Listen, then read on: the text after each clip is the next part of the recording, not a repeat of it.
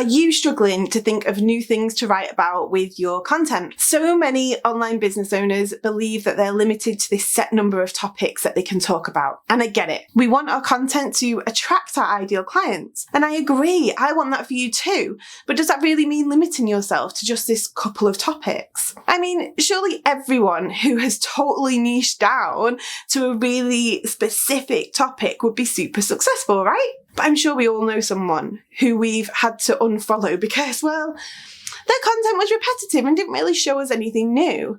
And I don't want that for you, and I'm sure you don't want that either. It's like saying if they saw one post and really liked it, I should just keep repeating that post over and over again. I'm all for reusing your content, but you have to do it in the right way. The mere exposure effect states the more we see something, the more we have a preference for it. But people are more tolerant when they see a similar message in a variety of different ways. Anyone ever got bored of a song that they love because they've heard it too often? So how do you plan content for one whole year with that kind of variety? Well, you watch this video where I'm going to take you through an exercise which will give you 1 year's worth of weekly content topics that will help you attract your ideal client. Make sure to like, subscribe, and hit the bell to be notified of new videos that help you grow your business with social media in less time.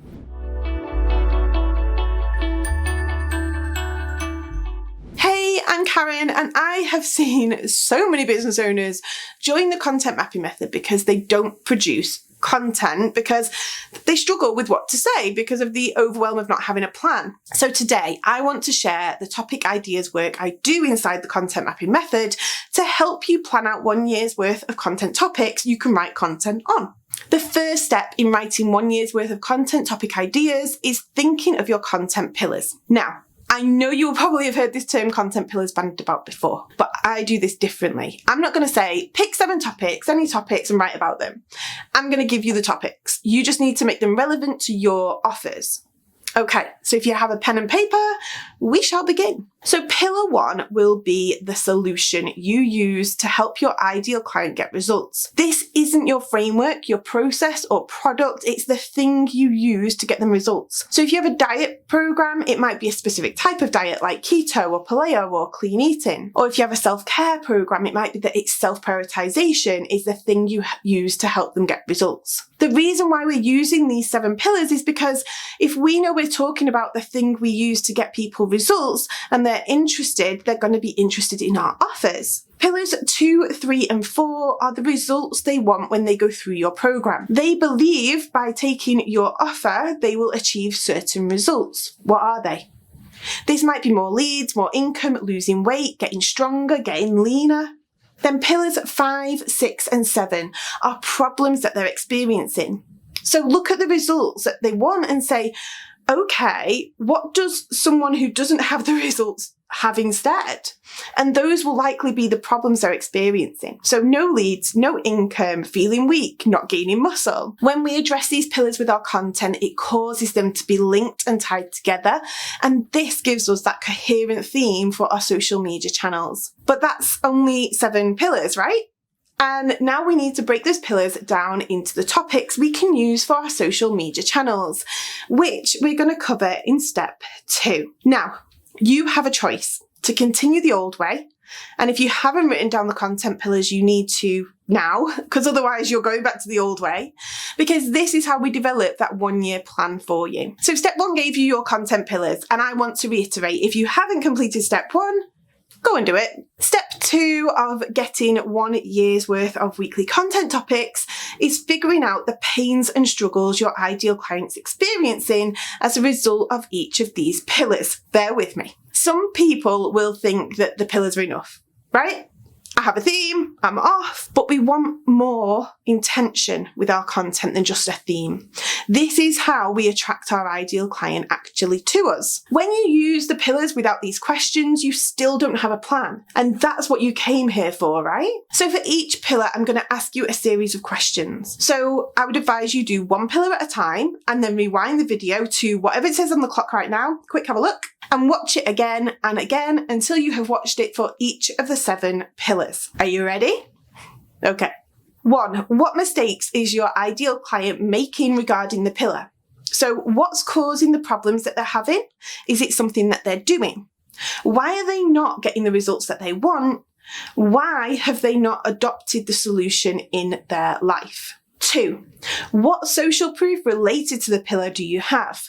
Do you have any client stories or testimonials that show that you solve those problems, that you get those results, or that your solution works? 3, what objections may they have to the pillar?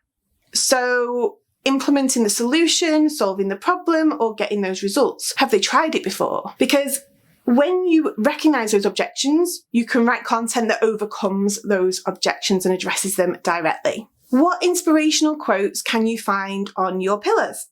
Just Google inspirational quotes and then the pillar and you'll see what comes up. And my God, will you be surprised? Then turn that quote into a title. So if I see a quote like "When you speak to everyone, you speak to no one" by Meredith Hill, I might turn that into the topic of how to identify your ideal client and speak to them. And then tips about the pillar. What tips do you have that could help your ideal client implement the solution, get the results, or overcome the pain and struggles that they're facing? Misconceptions. Now, the feedback I get a lot says misconceptions and mistakes are the same, but that's a misconception. Mistakes are the actions that people are taking, preventing them from seeing results, whereas misconceptions are the thoughts that people have that are not true, that might be holding them back. They're the roadblocks getting in the way. So what misconceptions about the pillar do these clients have? And then what common beliefs do people have about each pillar? These don't have to be negative, like the misconceptions.